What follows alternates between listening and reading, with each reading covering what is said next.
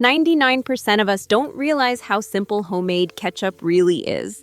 Hi friends, I'm Nancy. Today I'm going to show you how to make rich, flavorful homemade ketchup that tastes better than store-bought and lets you know exactly what you're feeding yourself and the people you love. So stay with me. You might never buy bottled ketchup again. Before we start cooking, the very first step is choosing and preparing the right ingredients, because this is what gives homemade ketchup its natural flavor and deep color. I like to start with ripe, deep red tomatoes. The riper the tomatoes are, the richer and sweeter the tomato sauce will be without needing to add too much sugar.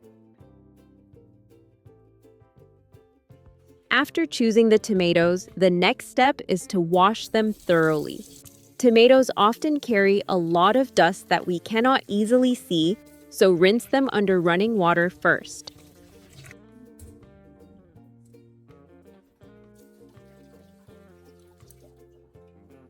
Then prepare a bowl of clean water, add 1 tablespoon of salt, and place the tomatoes in to soak for about 5 minutes. This step helps remove any remaining dirt and impurities completely.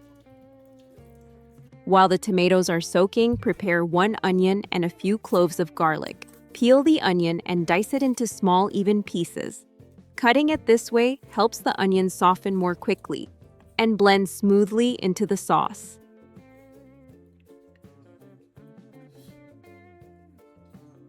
Next, prepare the garlic. Simply peel the cloves and slice them just as you would for everyday cooking. These 2 ingredients may seem simple, but they add wonderful depth and a warm, comforting flavor to the tomato sauce.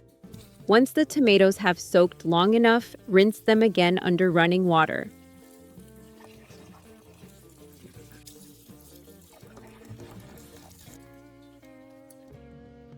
After washing, let the tomatoes drain well. If you are short on time, you can gently pat them dry with a clean kitchen towel.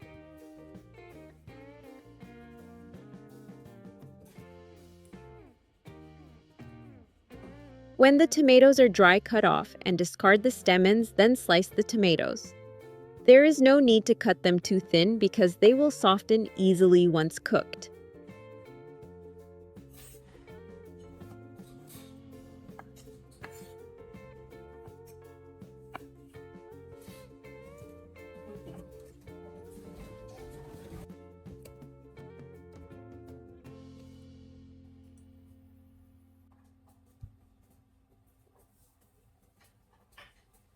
When all the ingredients are ready, you only need a pot and a little olive oil.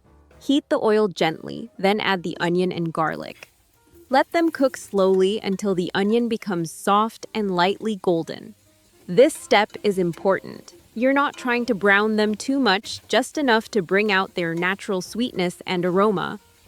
Once the onions have softened and turned lightly golden, this is where the heart of the ketchup really comes together.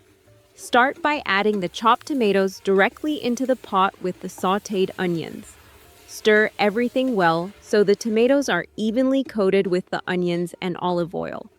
This step is important because it helps prevent the onions from burning or sticking to the bottom of the pot while the sauce cooks down. Next, take 1 apple that has been washed clean and cut it into small pieces. There's no need to peel it. The apple may sound a little unexpected, but it plays a very important role here. It adds natural sweetness and helps thicken the sauce without the need for any artificial thickeners. Once the tomatoes have softened and released some of their liquid, add the apple directly into the pot. Then pour in 150 milliliters of apple cider vinegar. The apple cider vinegar helps balance the sweetness, gives the ketchup its signature tangy flavor, and also works as a natural preservative, allowing the sauce to keep longer. Now it's time to build depth. Add 75 milliliters of brown sugar, 1 tablespoon of tomato paste, and 2 teaspoons of salt. The brown sugar gives the ketchup a richer color and a deeper, warmer sweetness. The tomato paste intensifies the tomato flavor, and makes the sauce thicker and smoother, perfect for long-term use. Finally, add the spices, whole cloves, sweet paprika, cardamom pods, a cinnamon stick, a bay leaf, a little grated nutmeg, and freshly ground black pepper. Stir everything gently, cover the pot, and let it simmer on low heat for about 20 minutes. This slow cooking stage allows all the flavors to melt together, creating a warm, deep aroma. That's truly the soul of homemade ketchup. As the tomatoes slowly simmer on the stove, this always takes me back to my mother's kitchen. I still remember standing beside her as a child, watching her stir a pot of tomato sauce with such patience. She never rushed. She would say, "Good sauce needs time." The kitchen was quiet, warm, and filled with that gentle tomato aroma. Back then, I didn't realize it, but those moments taught me more than cooking. They taught me care, intention, and love. Every time I make ketchup this way, it feels like I'm carrying a small piece of her with me, turning simple ingredients into something made with heart.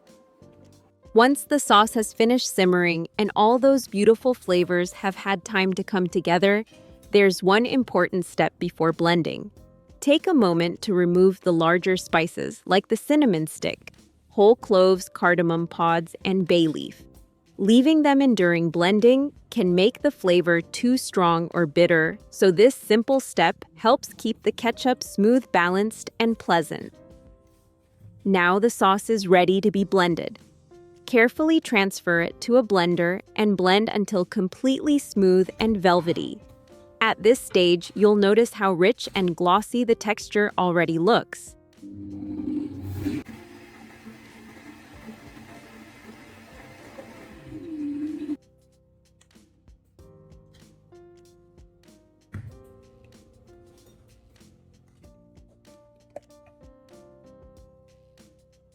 Before pouring the sauce into jars, prepare a baking tray with hot water. Pour enough hot water into the tray so it reaches about 2 centimeters or roughly 1 inch up the sides. This water bath helps keep the temperature steady and makes the next step safer and more effective.